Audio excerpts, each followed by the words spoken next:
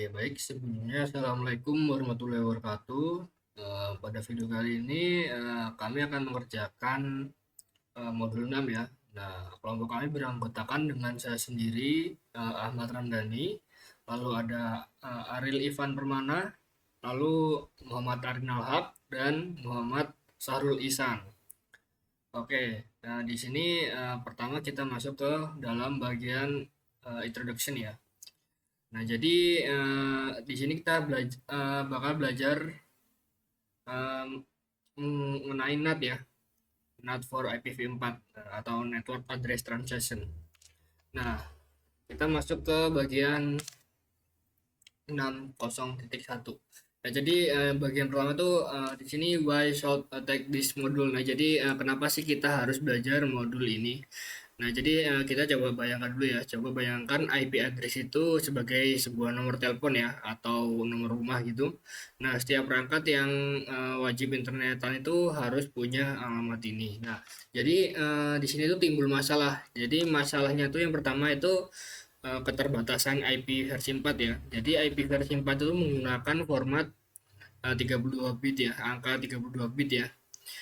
Nah, secara matematis tuh batas maksimal alamat unik yang bisa dibuat dari di seluruh dunia itu cuma sekitar 4 miliar alamat ya.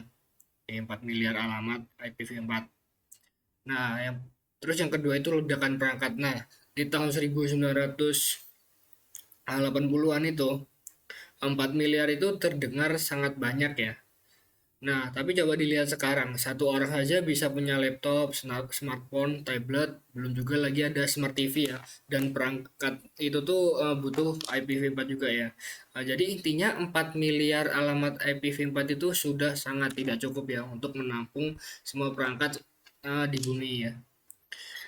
Nah, lalu apa sih solusinya? Nah, di dunia ini sudah menciptakan IPv6 ya, yang jumlah alamatnya itu ini ya IPv6 itu hampir nggak terbatas ya, tapi proses migrasinya dari IPv4 ke IPv6 itu butuh waktu yang sangat lama dan sampai sekarang itu masih berlangsung ya. Nah, sambil menunggu semua pindah ke IPv6, internet itu butuh pahlawan sementara ya atau sementaranya nih. Ya, di sini fungsi NAT itu eh, mengisi celah ini ya. Nah, jadi tuh intinya tuh ya, tujuan utama NAT itu untuk membantu mengelola dan menghemat 4 miliar IPv4 ini yang tersisa itu tadi ya. Supaya puluhan miliar perangkat kita itu tetap bisa mengakses internet. Ini sangat penting ya. Nanti kita bahas lagi di modul ini lebih dalam ya. Selanjutnya kita masuk ke 2.6.0.2. What we learn to this module. Nah, jadi apa sih yang akan kita pelajari pada modul ini?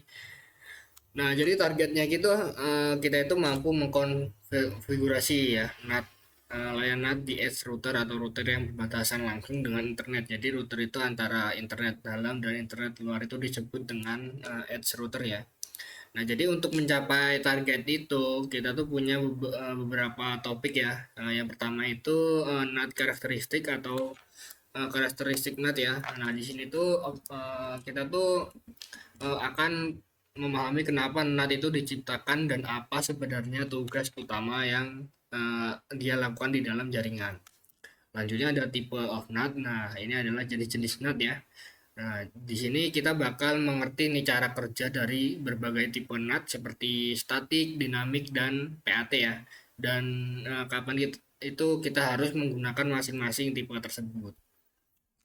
Selanjutnya yang ketiga itu NAT Asperger's dan Differences ya. Jadi kelebihan dan kekurangan NAT-nya ya.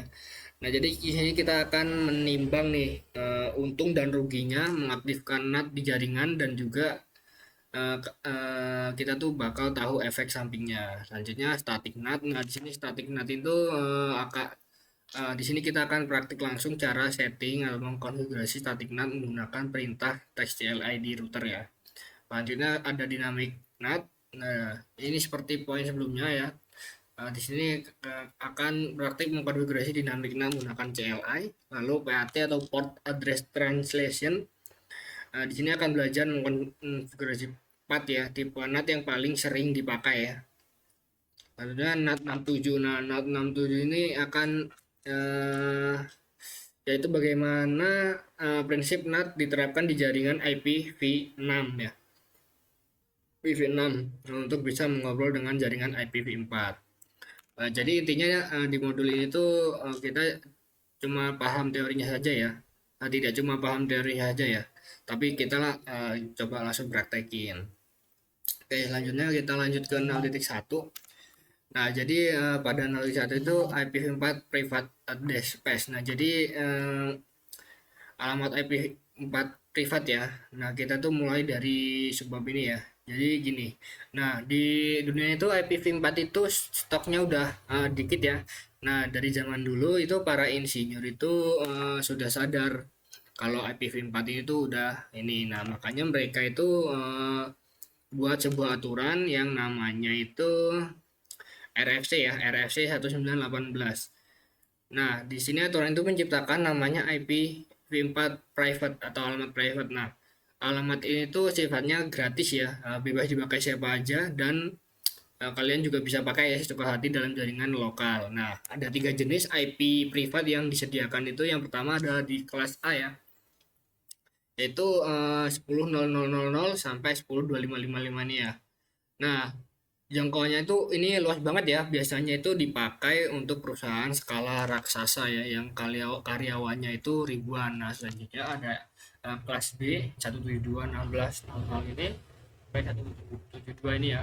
Nah, ini tuh ukurannya tuh menengah ya, sering banget dipakai di kelas seperti kampus, sekolah, atau rumah sakit itu. Selanjutnya di C itu 192 ya. 192 ini 168 ini. Nah, ini tuh ini yang sering kita pakai ya. Nah, ini tuh kayak wifi di rumah ya, pokoknya skala kecil. Nah, tapi ada tapinya. Nah, karena IP ini privat dan bebas dipakai siapa aja. Nah, router global itu atau ISP itu nggak mau mengenalin IP ini. Nah, kalau kita maksain ngirim paket data ke IP pakai IP 92192 itu, nah paket itu akan langsung dibuang ya, akan langsung dibuang ke tong sampah ya atau satpam internetnya ya. Nah, IP privat itu berlaku di dalam dalam rumahnya aja ya, di dalam aja. Terus nah gimana sih solusinya? Nah, di sini solusinya NAT itu. NAT itu bakalan kayak mentranslate sebuah IP ya. Jadi di sini IPv4 private lewat router NAT ini dia akan mentranslate di sini. Itu kita akan bahas lagi ya. Selanjutnya kita masuk ke 0.1.2. What's it's NAT? Nah, apa sih itu NAT? Nah, tadi di subbab ini kita tuh bakal kenalan sama NAT. Nah, fungsi utama NAT itu menghemat IP publik ya. Nah, caranya gimana? Nah, dengan jadi yang tadi saya sebutkan ya, jadi penerjemah atau pengubah IP. Nah, biasanya fitur NAT ini tuh diaktifkan di sebuah border router ya. Contohnya di router 2 ini ya. Border router. Nah, apa sih border router itu? Nah, border router itu yang posisinya paling luar ya. Yang berbatasan langsung dengan internet dalam dan luar. Nah, jadi ini seperti modem di rumah ya atau wifi di rumah. Nah, jaringan rumah kalian tuh disebut stub network ya.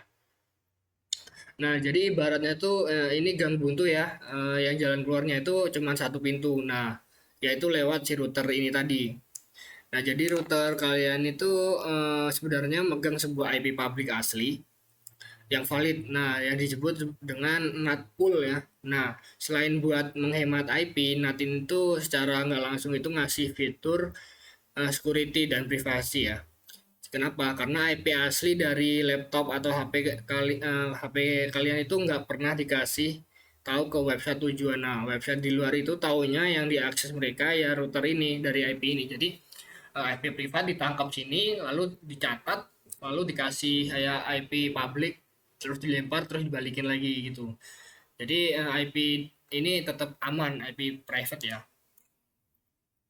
Oke, selanjutnya kita masuk ke 6.1.3. Nah, gimana sih cara kerja NAT? Nah, di sini cara kerjanya makin kebayang itu kita akan bahas di sini ya. Nah, jadi kita pakai analogi cerita aja ya. Nah, Di sini kita coba play dulu. Nah, di sini misal ada IP privat. Nah, laptop ini punya IP privat ini ya. Nah, si PC1 ini pengen buka website kampus yang IP-nya ini 20.1. Nah, ini yang akan terjadi ya.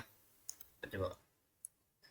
Nah, si PC1 itu ngirim paket data itu ke paket tertulis dari ini ya, 10 ini tujuan ke 21 ini ya. Jadi paketnya itu jalan sampai pintu keluar dicegat sama si router NAT ini. Nah, dia keluar ke sini. Nah, di sini dicegat ya. Di sini dicegat. Bentar. NAT-nya mana ya? Nah, table. Nah, di sini dia tuh kayak di sini kayak cegat ya, kayak ngomongin kalau IP-nya private jadi nggak bisa keluar. Nah, jadi dia tuh digantiin punya IP publiknya si router NAT-nya ya. Jadi router NAT ini tuh akan mencatat transaksi pinjam ini ya, pinjam IP ini ya di sebuah buku ini ya, NAT table ini ya. Nah, ini penting banget supaya router tuh nggak lupa pas paketnya balik. Nah, setelah paketnya balik nih, alamat pengirimannya diubah, paket itu dikirim meluncur ke server kampus internet. Nah, pas di server kampus balas pesannya dia ngirim lagi ke siapa ya? Ini tentu ke IP public router ini ya, ke sini terus dibalik ke sini. Nah, lalu paketnya kalau sudah sampai di router ini, dia akan membuka catatan yang tadi ya, catatan IP ini dipakai siapa, dipinjam siapa, lalu oh ternyata punya 10 ini, dia akan balikin ke sini. Jadi kurang lebih cara kerjanya seperti itu ya. Lalu kita masuk ke NAT terminologi ya. Nah, NAT terminologi itu apa ya, intinya tuh apa ya, punya inside network, sudut pandang ya. Nah, jadi kita coba. Nah, di sub ini kita biasanya sering pusing ya. Nah, istilah-istilah mirip, ada 4 istilah ya. Ini istilah-istilah ya di NAT. Nah, jadi pasangan pertama itu posisi perangkat ya. Nih di sini ya. Inside local address, inside global address. Nah, ya. Ini ada inside address ya. Nah, inside itu dari pihak kita ya, komputer yang kita pakai ya, yang mau kita terjemahkan. Nah, outside itu pihak yang dari luar atau server website tujuan yang mau kita kunjungi ya. Nah, terus langsung kita masuk ke pasangan kedua yaitu lokal ya, lokal addressnya. Jadi lokal address ini IP yang kelihatan dari dalam aja ya, IP private ya. Lalu global address ini kayak IP public yang semua itu bisa tahu dan itu secara sah bisa internetan di luar. Nah, kita di sini coba gabungin 4 istilah ini pakai angka dari contoh sebelumnya ya. Perhatikan, coba. Nah, jadi inside local address itu adalah wujud asli dari kayak di dalam ya, private ya, IP private asli bawaan PC ya. Contohnya IP PC-nya ini. Nah, 192 ini 1010 ya. Nah, inside global address-nya itu wujud setelah pakai enaknya pakai apa ya? Pakai topeng itulah, kayak nyamar ya. IP public yang dipakai buat kesini. Nah, pakai ini. Di sini ntar kita pakai ini. Lalu outside global address lagi, di sini tuh dia meminjam ya, minjam ini dia bakalan ke web server. Jadi kalau kurang lebihnya seperti itu ya. Ini inside, outside, ini yang kita jelaskan tadi. Di sini tinggal tes-tes saja. Jadi oke, kurang lebih seperti itu ya yang saya jelaskan. Kurang lebihnya saya mohon maaf. Selanjutnya akan dilanjutkan oleh teman saya. Itu digunakan untuk menggantikan World Cup Mas. Oke, baik. Assalamualaikum warahmatullahi wabarakatuh. Perkenalkan, nama saya Muhammad Arin Al-Haq dengan NPM 2478252. Jadi di sini saya akan melanjutkan video sebelumnya, yaitu pada introduce. Nah, Di sini kalian tuh pernah bertanya-tanya nggak sih, bagaimana sih ribuan perangkat di jaringan lokal kita tuh bisa terhubung ke internet hanya dengan satu koneksi ataupun provider? Nah, jawabannya adalah kita membutuhkan yang namanya NAT. Nah, jadi hari ini kita akan membahas modul 6.2. Di sini tentang jenis-jenis NAT, ada 3 jenis utama yang kita bahas. Yang pertama ada static NAT, yang kedua ada NAT dynamic, yang ketiga ada PAT. Nah, mari kita mulai. Nah, yang pertama ini ada static NAT ya. Jadi static NAT ini adalah konsep ini digunakan untuk pemetaan on the on. Jadi atau satu lawan satu gitu ya. Nah, artinya satu alamat IP provide di dalam jaringan kita tuh secara permanen dipetakan ke satu alamat IP publik secara spesifikasi oleh administrator. Nah, kenapa ini digunakan? Nah, static NAT ini sangat berguna untuk perangkat yang butuh alamat IP tetapi agar bisa diakses dari internet seperti web, seperti perusahaan. Kekurangannya Anda harus punya jumlah IP publik yang cukup banyak sebanding dengan jumlah server ataupun perangkat yang ingin di online-kan gitu. Next kita akan lanjut pada bagian dynamic NAT.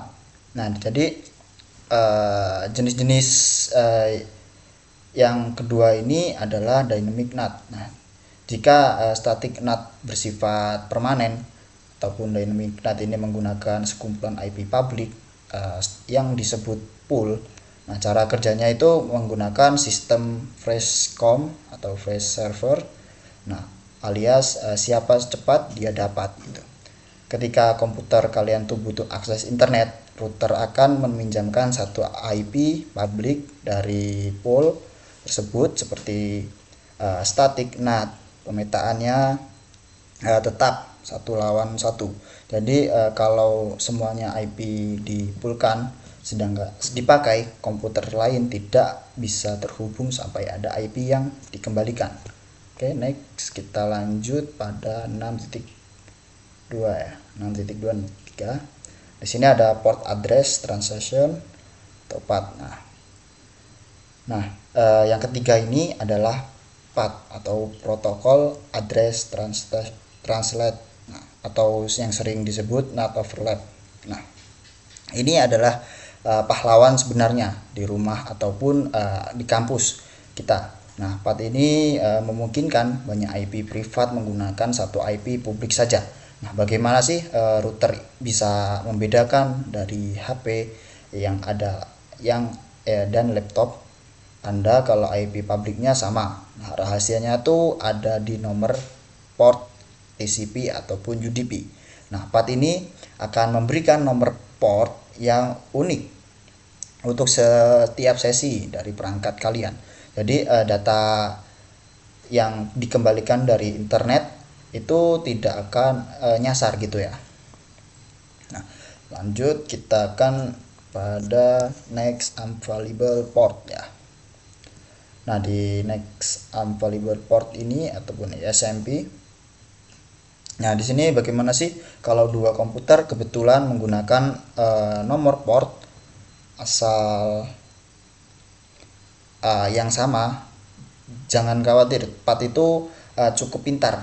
Nah, ia akan mencari next available port ataupun nomor port berikutnya yang masih kosong agar sesinya tetap berbeda. Nah, terus bagaimana sih dengan paket data yang tidak punya nomor port? Contohnya saat kita melakukan ping ICMP untuk kasus ICMP v4, PAT ini menggunakan sesuatu yang dibuat query ID untuk melacak siapa sih yang mengirim ping tersebut sehingga balasan ping tetap kembali ke komputer yang benar. Oke. Nah, jadi untuk kesimpulannya ini NAT bisa statik ataupun dynamic menentukan IP secara satu kesatuan butuh banyak IP publik ya. Nah, sedangkan PAT ini memetakan banyak kesatuan menggunakan buatan nomor port. Nah, itu jadi pembahasan kita tentang jenis-jenis NAT dari modul 6.2. Oke, selanjutnya kita akan masuk ke modul 6.3 ya. Oh ini, oke.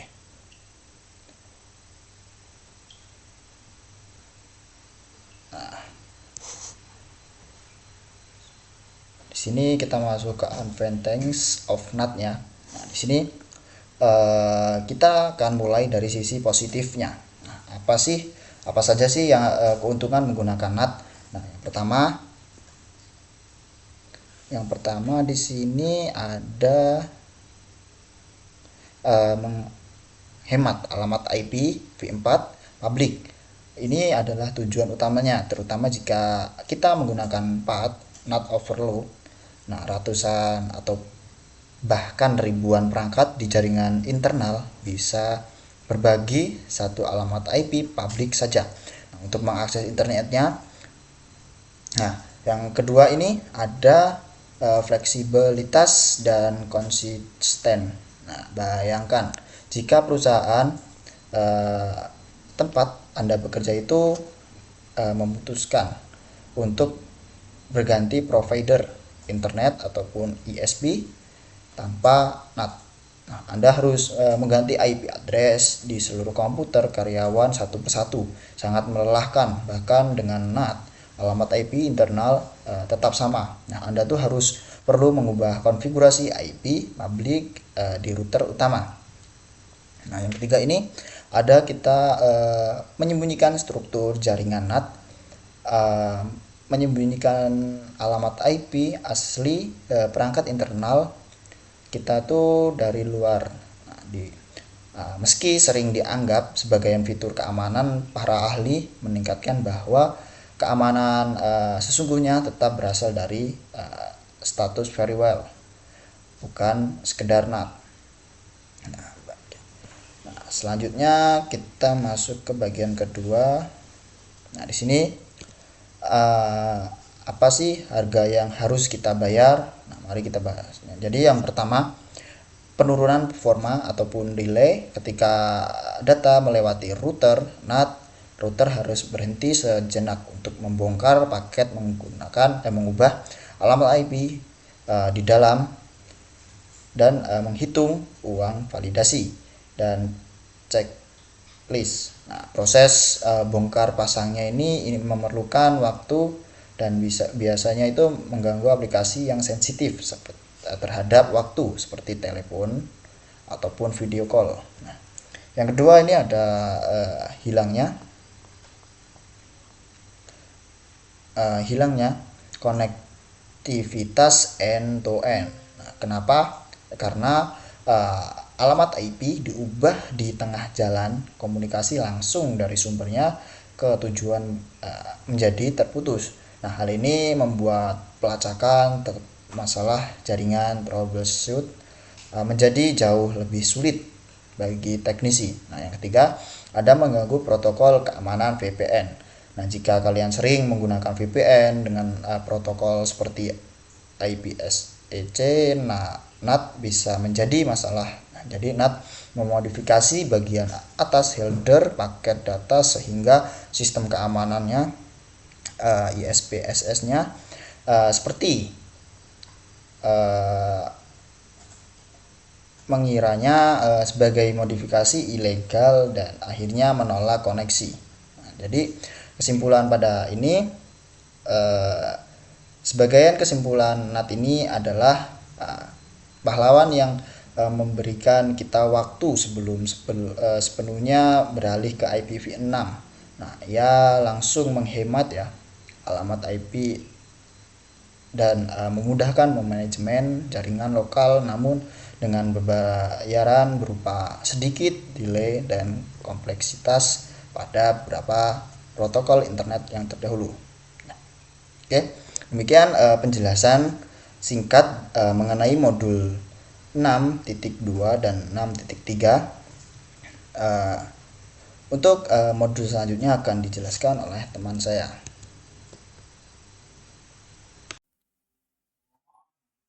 Oke, baik.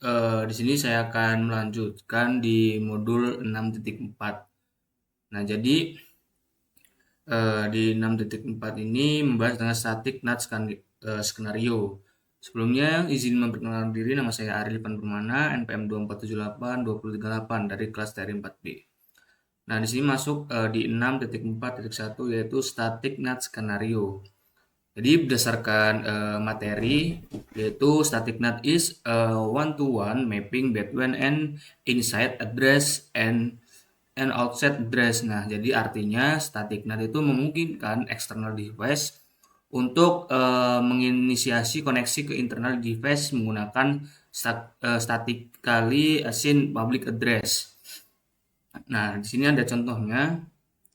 Jadi sebuah web server internal itu dipetakan ke dalam inside global address khusus agar bisa diakses dari jaringan luar atau dari outside network ini ya.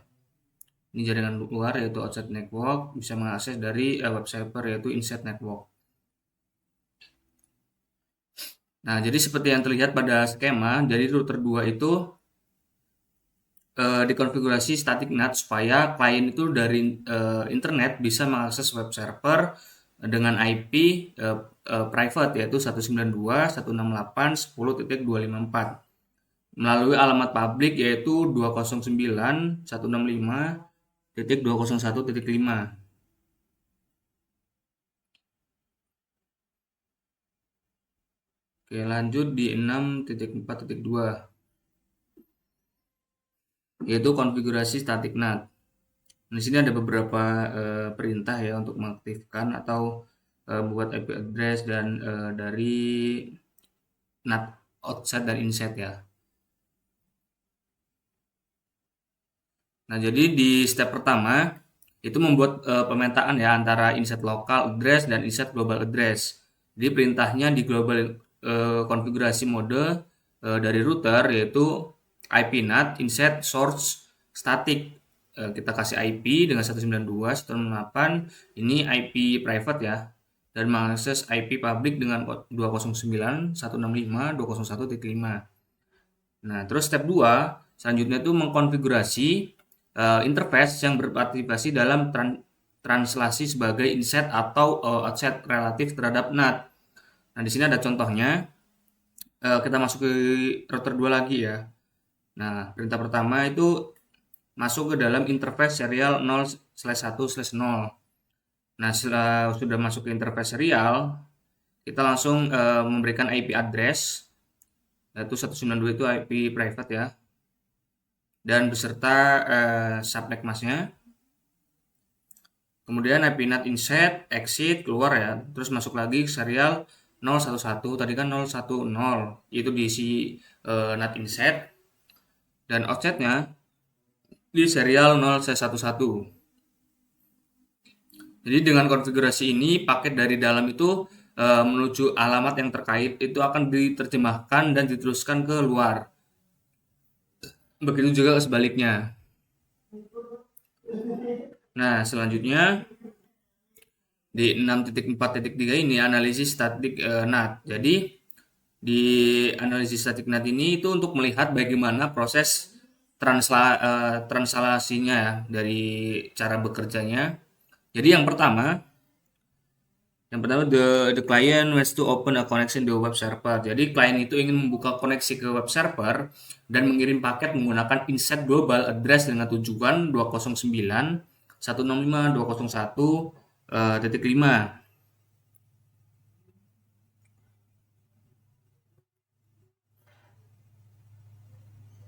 Ini ya. Dan IP ini public.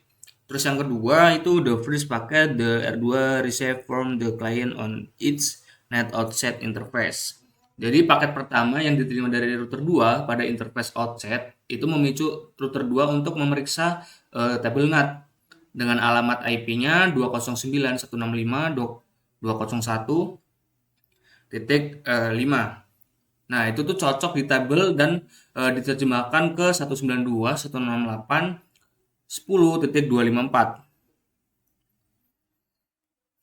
Nah, di sini ada dua IP ya. dengan IP 192 dan di sini 209. Nah, langkah ketiga, R2 replace the inside global address of 209 165.201.5 with the inside local address of 192 168 10 254 R2. Jadi router 2 itu mengganti alamat global tersebut dengan inside local address 192 168 10.254, lalu meneruskannya ke paket ke web server.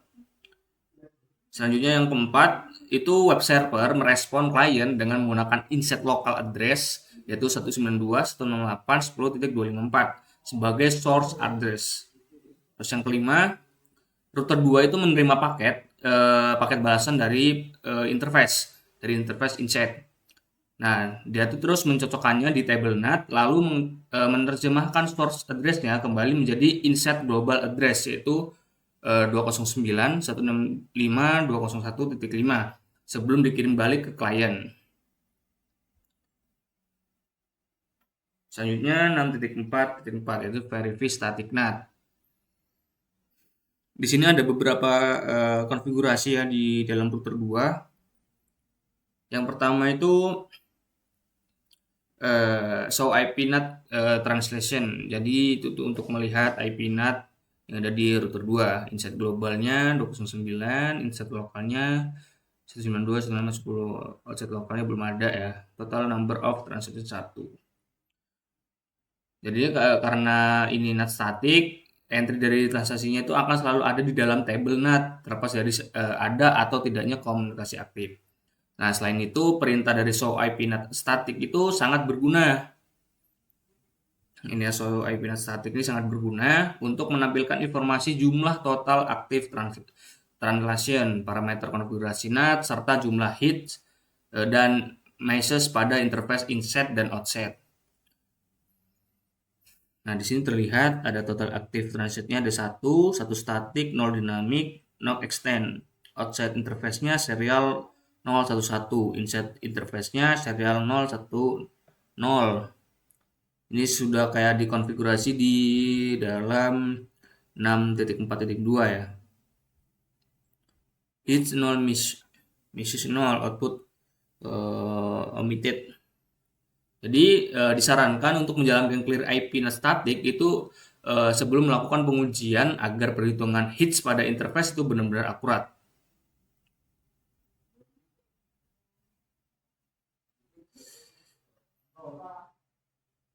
Nah, ini juga ada show IP NAT static satu-satu sama ya kayak yang di atasnya.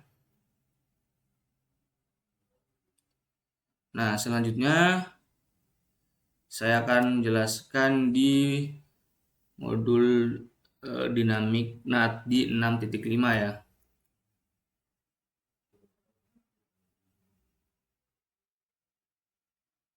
Nah, di sini masuk udah ada tabelnya juga. Jadi di 6.5.1 itu dimulai dari dynamic NAT skenario. Nah, meskipun dari static NAT itu menyediakan pemetaan permanen antara inside local address dan inside global address, dynamic NAT automation itu dari inside local address to inside global address. Jadi alamat inside global biasanya berupa alamat IPv4 public. Sama seperti static NAT, dynamic NAT juga memerlukan konfigurasi interface inside dan outside menggunakan perintah IP NAT inside serta IP NAT outside. Nah, jadi bedanya itu jika static NAT itu menggunakan pemetaan tetap ke satu alamat tertentu. Jadi dynamic NAT itu menggunakan sekumpulan alamat atau pool of address. Nah, pada topologi yang di sini dari router 2 dikonfigurasi dynamic NAT menggunakan pool alamat IPv4 public dari 209 165 200.226.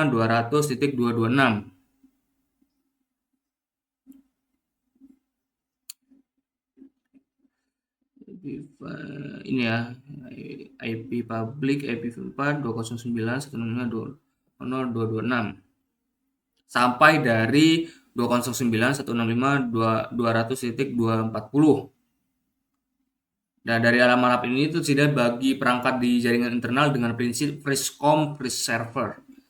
Siapa cepat dia dapat. Nah, jika semua alamat di dalam pool sedang terpakai, perangkat baru itu harus menunggu sampai ada alamat yang tersedia sebelum bisa mengakses ke jaringan luar. Jadi, jika tidak ada alamat atau alamatnya itu penuh kepakai semua, jadi yang baru itu harus menunggu. Nah, seperti itu ya. Selanjutnya ada 6.5.2 yaitu configure dynamic NAT.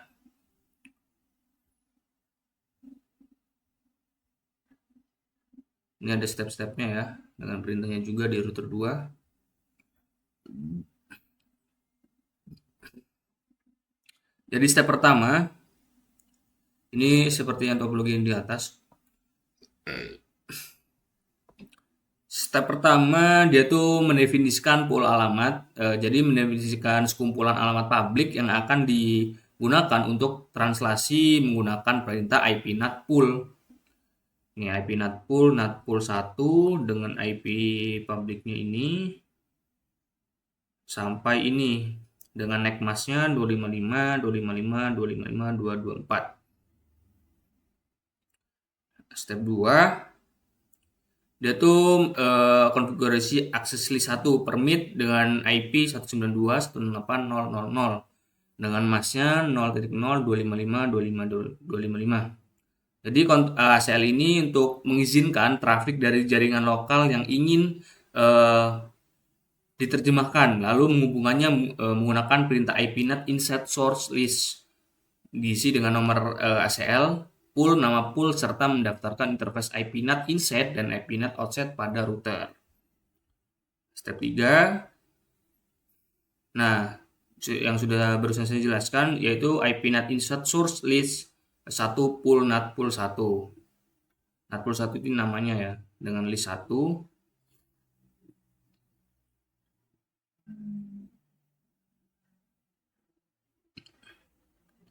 Terus yang step 4, identify with interface are in chat.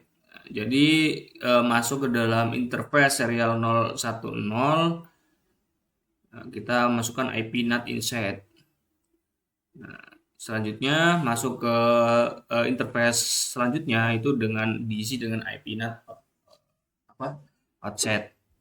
Jadi ini diisi dengan IP private. Dan ini dengan IP outsetnya itu public ya dengan 209. Nah, selanjutnya analis dynamic NAT inset to outset.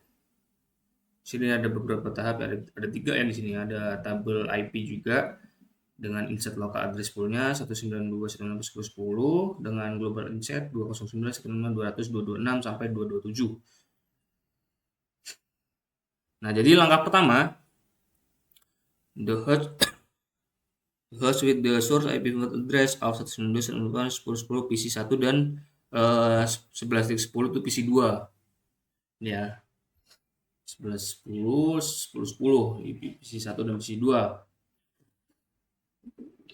Nah, jadi server itu menerima paket daripada klien dan mengirimkan respon kembali menggunakan destination IPv4 berupa alamat publik pool NAT misalnya 209.165.200.226 untuk PC 1 dan 209.165.200.277 itu untuk PC kedua. Ini ya. Ini untuk penerima offsetnya dengan IP publiknya. Ini buat PC 2 dan ini untuk PC 1. Jadi langkah kedua, R2 receive the first packet from host 192.168.10.10 because this packet was received on interface configured. Nah, jadi langkah kedua itu ketika router 2 itu menerima paket balasan pada interface outset, R2 itu melakukan pencocokan atau lookup ya pada tabel NAT. Jadi yang pertama, paket untuk 209.165.200.226 ini yang untuk PC 1 itu diterjemahkan terlebih dahulu ke insert local address dengan IP 192.168.10.10 dengan insert network ini ya. Kemudian paket yang kedua untuk 209.165.200.277 itu juga diterjemahkan terlebih dahulu ya ke dalam inset local address menjadi 192.168.11.10. Terus yang terakhir, langkah ketiga, dari PC1 dan PC2 itu menerima paket tersebut dan komunikasi itu berlanjut secara normal.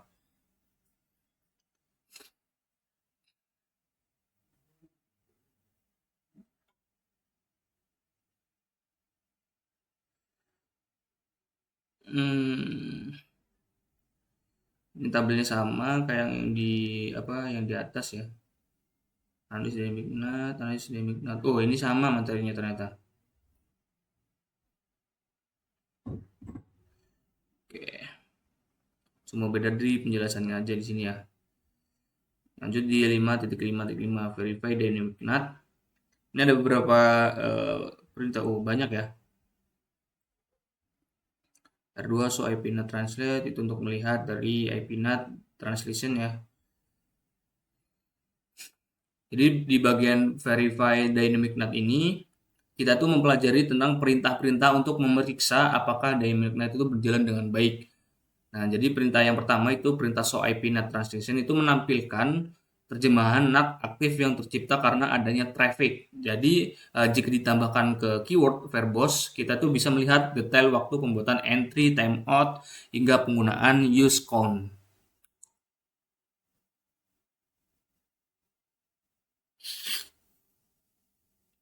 Nah, ini ya translation verbose ini ada time-nya, timeout, ada create-nya dari jam 00, 02, 11 use, 00, 11 timeout. Ada jamnya, ada waktunya juga, ADN Indo ya. Entry juga di sini TCP dengan IP 192.11.10. Jadi secara default entry dari translasi dynamis itu akan timeout ya setelah 24 jam jika tidak digunakan kembali. Nah, jadi kita itu juga bisa menghapus entry dynamis secara manual menggunakan perintah clear IP NAT. Ya, clear IP NAT translation, terus di show IP NAT translation itu tidak muncul lagi seperti yang di atas. Karena kita sudah mengclear atau membersihkan atau menghapus secara manual.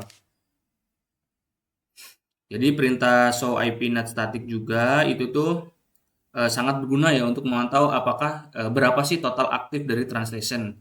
Jadi jumlah hits dan messages ya, serta persentase. Alamat pool yang sudah terakulasi atau allocate ya. Komen perintah dari clear IP NAT translation itu clear all dynamic address untuk membersihkan dari semua alamat IP. Entry from the NAT, clear IP NAT translation inside global IP, local IP.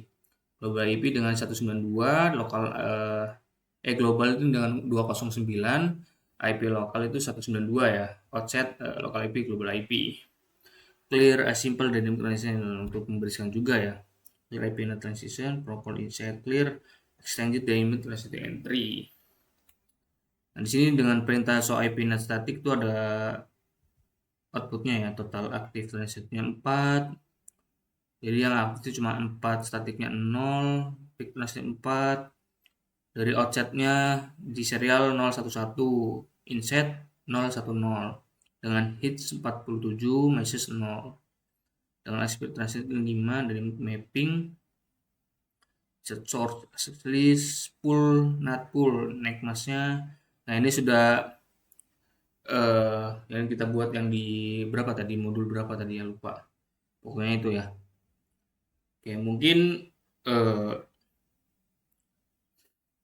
cukup ya di penjelasan modul static NAT 6.4 dan dynamic NAT itu sampai sini saja. Jika ada penjelasan yang kurang dari saya mohon maaf. Mungkin di modul selanjutnya akan dilanjutkan oleh rekan saya, dipersilakan.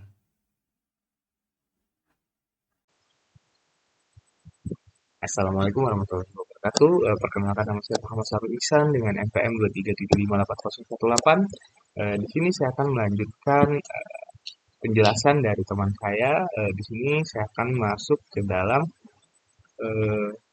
bab 6.6 tentang PAT atau Port Address Translation. Nah, di sini untuk 6.6.1 yaitu PAT skenario. Nah, jadi di sini kita akan membedah secara mendalam tentang modul 6.6 PAT atau Port Address Translation. Nah, di topik ini kita akan mempelajari bagaimana cara mengkonfigurasi dan memverifikasi PAT serta memahami skenario pada dasarnya. Ada dua cara untuk konfigurasi PAT, tergantung bagaimana ISP memberikan IP public ke organisasi kita. Nah, ISP ini itu memberikan satu IP public tunggal yang biasanya terpasang di interface WAN. Nah, ISP itu akan memberikan beberapa IP public sekaligus dalam bentuk IP address pool. Nah, untuk gambar ini, mari kita perhatikan gambar topologi pada kabel NAT di bawah. Di sisi inside network jaringan lokal itu ada dua PC. PC 1 dengan IP 192.168.10.10 dan PC 2 dengan IP 192.168.11.10. Nah, keduanya itu terhubung ke router R1. Lalu R1 itu terhubung ke router R2 melalui koneksi serial.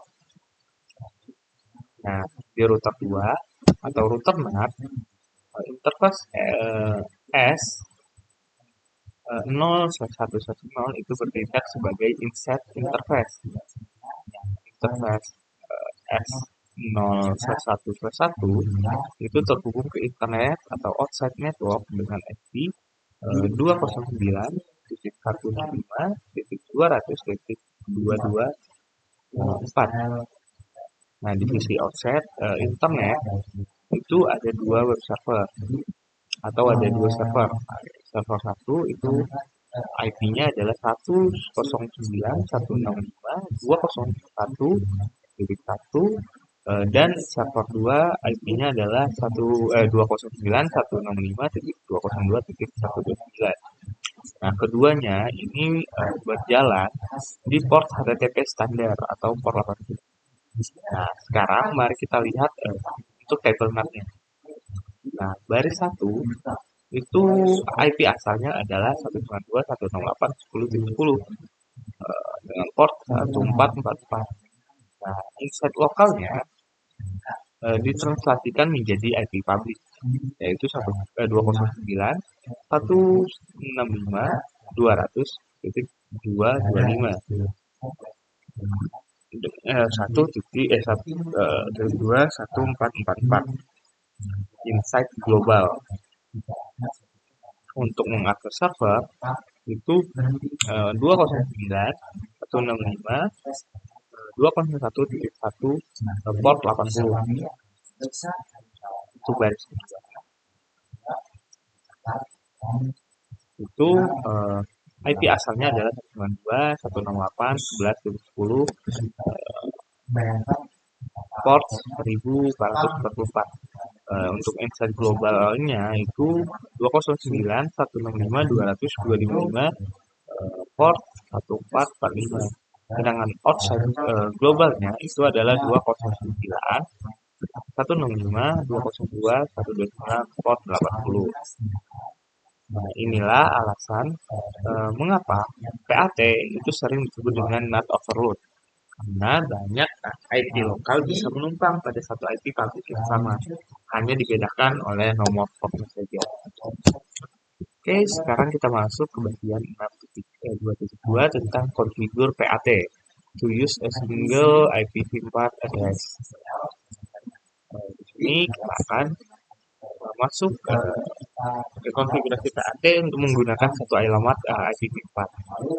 Di sini itu dijelaskan bahwa untuk mengaktifkan PAT pada satu IP public, kita hanya perlu menambahkan satu kata kunci utama, yaitu overload di akhir perintah IPNAT insert source.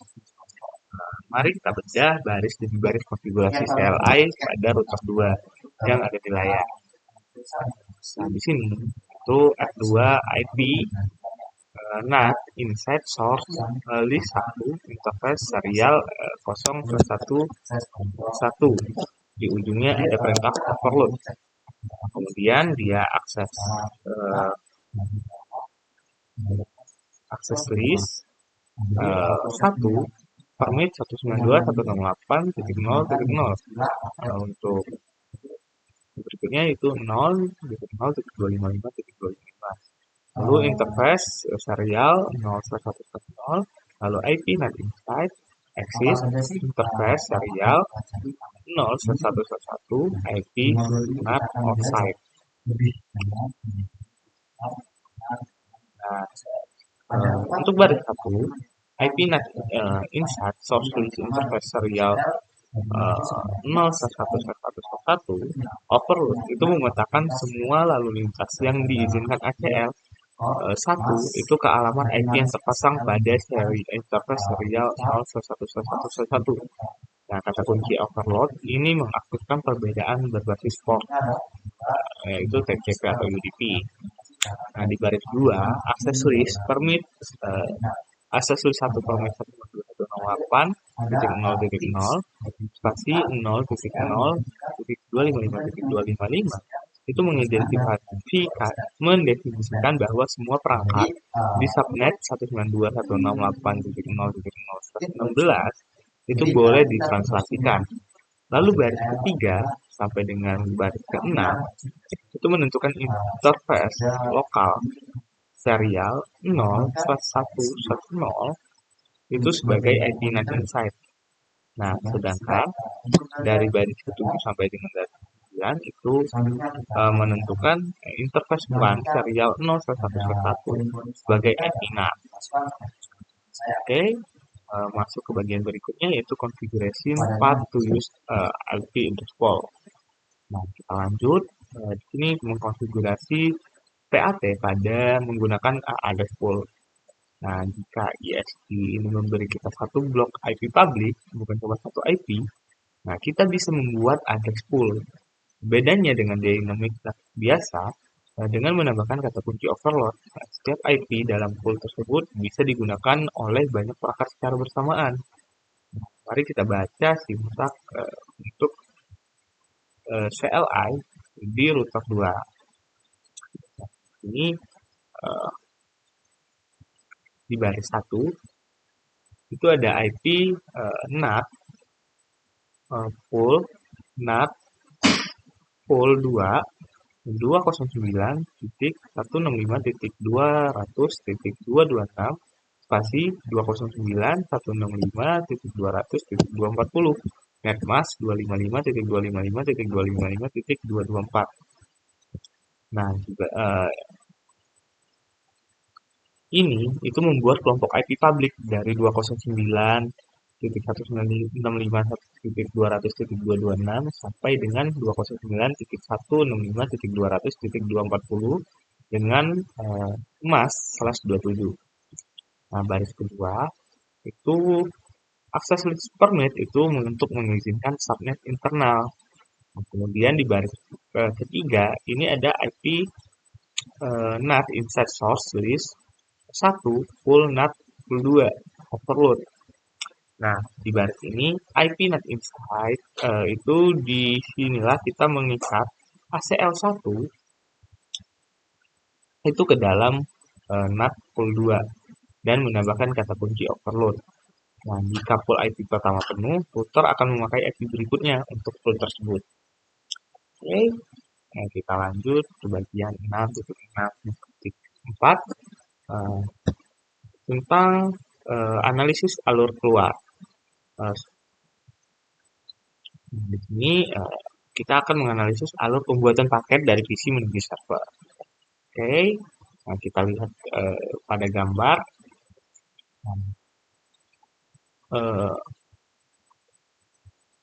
Kita lihat pada gambar ini ada paket dan 3 langkah transisinya. Pertama itu PC1, dia mengirimkan paket ke server 1 itu menggunakan port TCP 1444. Oke, kemudian secara bersamaan PC2 juga itu mengirim paket ke server 2 dan kebetulan menggunakan port yang sama.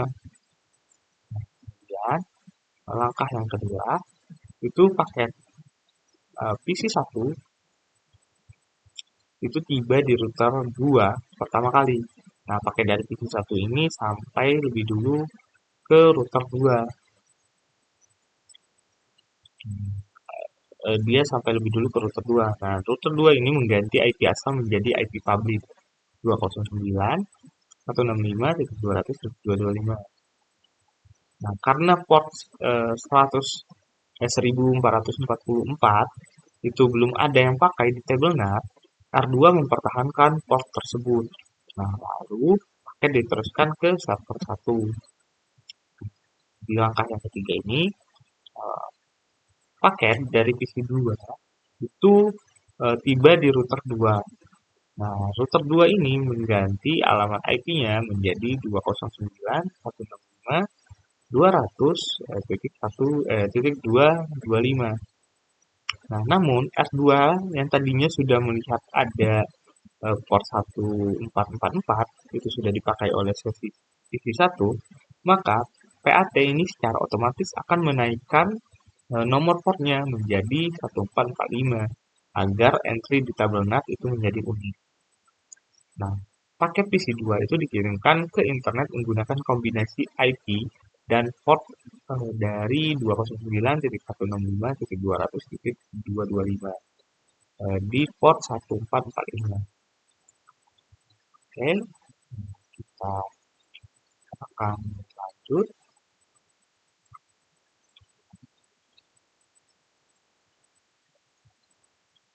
ke bagian selanjutnya, yaitu 6.6.5.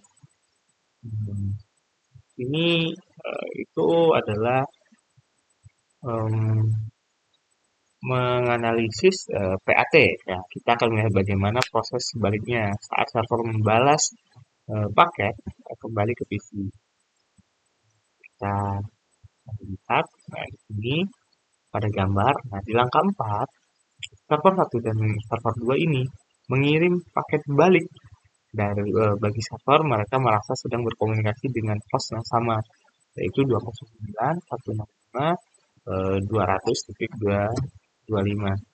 Kemudian di server 1 itu akan membalas destinasi dari IP 209.165.200.225 dengan destination port 1444.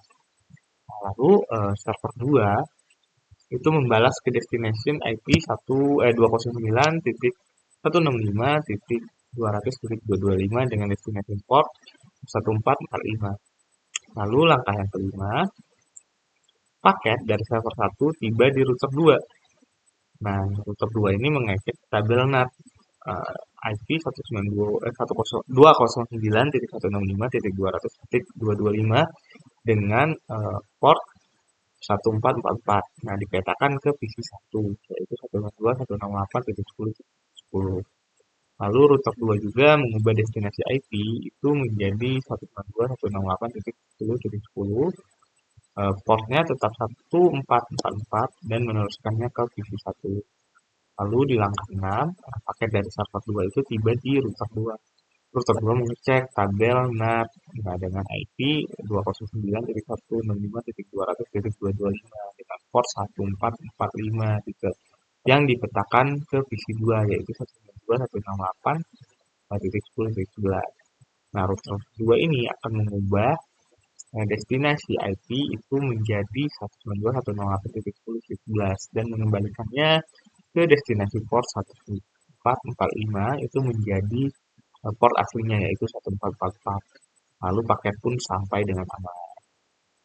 Oke, berikutnya kita akan memverifikasi PAT untuk memastikan PAT ini berjalan dengan benar di pada saat konfigurasi. Nah, lalu ada dua cara utama yang wajib kita gunakan di router CLI. Nah, perintah yang pertama itu show IP NAT translation.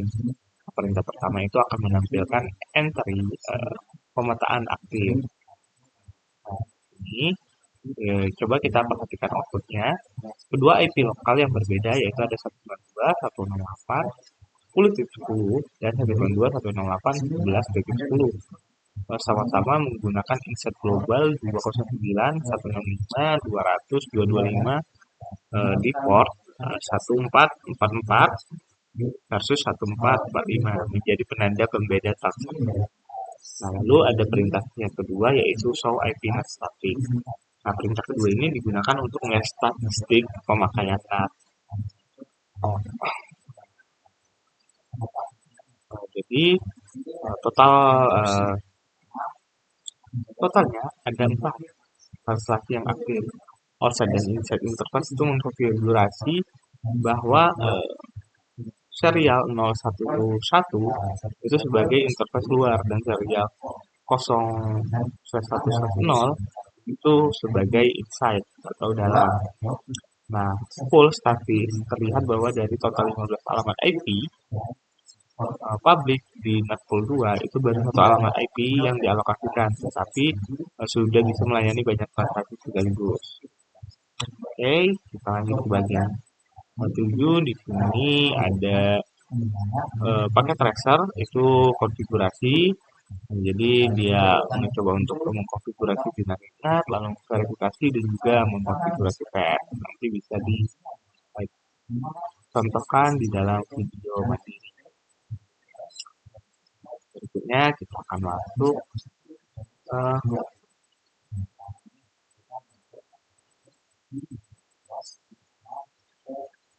ke dalam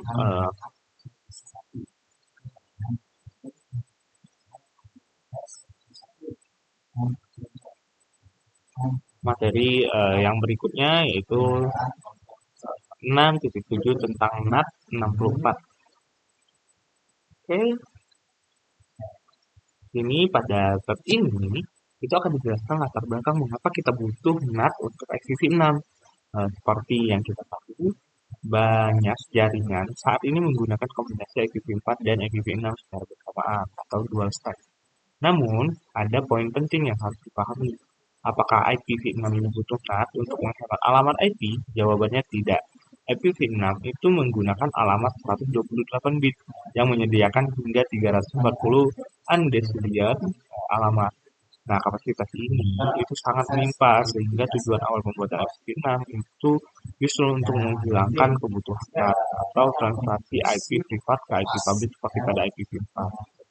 Nah, meskipun begitu, IPv6 ini tetap memiliki konsep ruang IP privat yang disebut unique local address atau ULA. Nah, ULA ini itu mirip dengan IP privat RFC 1918 di IPv4. Namun, fungsinya itu bukan untuk menghemat IP atau memberikan lapisan keamanan, melainkan murni hanya untuk komunikasi internal lokal dalam satu site. Lalu untuk apa sih kita belajar NAT di IPv6? NAT di IPv6 itu digunakan khusus untuk translasi protokol antara IPv4 dan IPv6 yang dikenal dengan istilah NAT 64. Nah, jadi di sini kita masuk ke bagian 6.7.2 yaitu NAT 64. Nah, di sini akan ditekankan kembali bahwa penggunaan NAT pada IPv6 itu sangat berbeda dengan IPv4. NAT untuk IPv6 bukan untuk mentranslasikan IPv6 privat ke IPv6 global, melainkan untuk menghubungkan secara transparan antara jaringan yang menggunakan IPv6 dengan jaringan yang hanya menggunakan IPv4. Nah, mari kita lihat gambar. Nah, di bagian tengah itu ada satu router khusus yang bertindak sebagai NAT 64 router. Nah, di sebelah kanannya itu terdapat jaringan IPv6 only network dan IPv6 internet. Nah, terlihat bahwa ada garis hijau mewakili native IPv6 traffic flow atau lalu lintas IPv6 murni. Nah, yaitu saat perangkat IPv6 berkomunikasi langsung dengan internet IPv6 tanpa butuh transaksi. Lalu di sebelah kiri itu terdapat IPv4 internet. Nah, terlihat garis orange itu mewakili IP NAT 64 traffic flow. Nah, saat perangkat dari jaringan IPv6 only ini mengakses server di IPv4 internet, nah, maka paket si IPv6 dikirimkan ke NAT64 router, di mana paket tersebut ditranslasikan menjadi paket IPv4 sebelum diteruskan ke internet. Nah, lalu teknik untuk transisi IPv4 ke IPv6 itu secara ideal itu IPv6 itu seharusnya dijalankan secara natif atau murni IPv6 ke IPv6. Namun untuk membantu masa transisi dari IPv4 ke IPv6, IETF itu telah mengembangkan 3 teknik transisi utama. Yang pertama ada dual stack. Nah, dual stack ini perangkat akan menjalankan kedua protokol yaitu IPv6 dan IPv4 secara bersamaan pada interface yang sama. Nah, lalu ada juga tunneling. Nah, tunneling ini dia akan mengenkapsulasi paket IPv6 di dalam paket IPv4 hingga IPv6 bisa lewat di atas jaringan yang hanya mendukung IPv4. Lalu ada juga translation atau translasi atau disebut juga dengan NAT64. Nah, itu mengubah header paket dari IPv6 ke IPv4 atau sebaliknya agar perangkat IPv6 only itu bisa berkomunikasi dengan perangkat IPv4. Oke, untuk penutup 6.7 ini itu penting untuk diingat lagi bahwa NAT ini untuk IPv6 atau NAT64 itu bukan solusi jangka panjang, melainkan hanya untuk mekanisme sementara untuk membantu migrasi global dari IPv4 ke IPv6. Nah, dulu itu pernah ada metode lama bersama dengan NAT-TT, Network Address Translation Protocol Translation. Nah, namun metode tersebut sudah ditinggalkan oleh IETF dan digantikan dengan NAT64 ini. Oke, berikutnya kita akan masuk ke modul 8. Nah, di sini ada kuis dan juga ada lab. Nah, kita langsung saja masuk ke apa yang kita pelajari di modul 6 ini. Nah,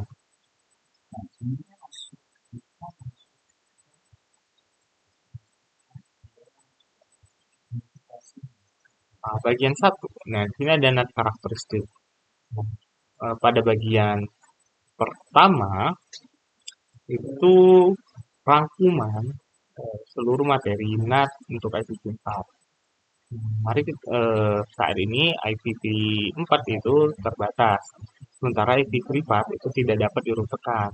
Nah, di internet NAT atau Network Address Translation itu bertindak sebagai penerjemah IP privat ke IP public agar perangkat lokal bisa mengakses internet sekaligus, menghemat stok IP public. Di NAT dikenal dua sudut pandang dan terminologi penting, yaitu inside dan outside.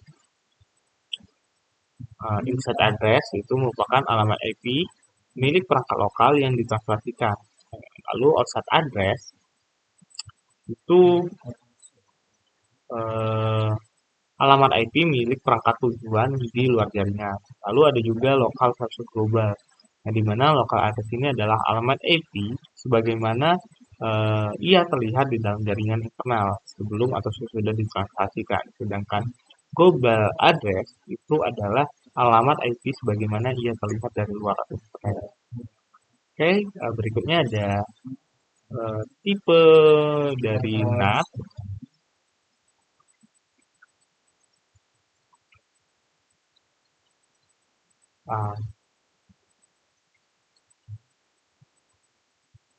Ini kita masuk perbandingan NAT dan PAT. Mari kita cermati tabel berikut. Pemetaan atau mapping NAT biasa itu bersifat teks, sedangkan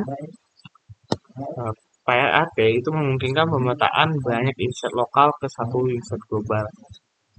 Elemen yang digunakan NAT itu hanya mentranslasikan alamat IPv4, sedangkan PAT mentranslasikan alamat IPv4 sekaligus nomor port sumbernya. Oke, kemudian Untuk protokol tanpa port, PAT itu menggunakan QWERTY ID. Kemudian untuk kebutuhan IP public, unik untuk setiap host yang aktif bersamaan, sedangkan PAT memungkinkan satu IP public tunggal dipakai ramai-ramai oleh banyak host. Oke. Berikutnya adalah poin plus dan minus penggunaan NAT. Ada kelebihan, yaitu menghemat alokasi IP publik yang terdaftar, lalu meningkatkan fleksibilitas koneksi ke jaringan publik, menyediakan konsistensi skema penyelamatan internal, lalu menyembunyikan struktur IP privat internal. Yang kedua, itu ada disadvantage atau kekurangannya, yaitu menambah delay pemrosesan karena router harus mengubah header setiap paket, lalu merusak skema end-to-end, addressing, dan pelacakan IP asal tujuan. Mengaplikasikan protokol tunneling seperti IPsec dan juga karena integritas header yang diubah oleh NAT akan dianggap rusak atau rusak. Oke, berikutnya ada static dan dynamic NAT. Nah,